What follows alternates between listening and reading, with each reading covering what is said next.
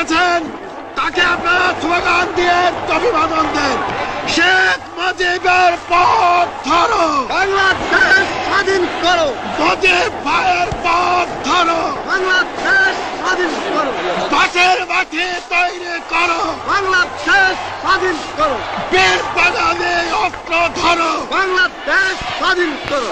বীর আপনারা জোরে স্লোগান ধরেন, আমার দেশ তোমার দেশ, বাংলাদেশ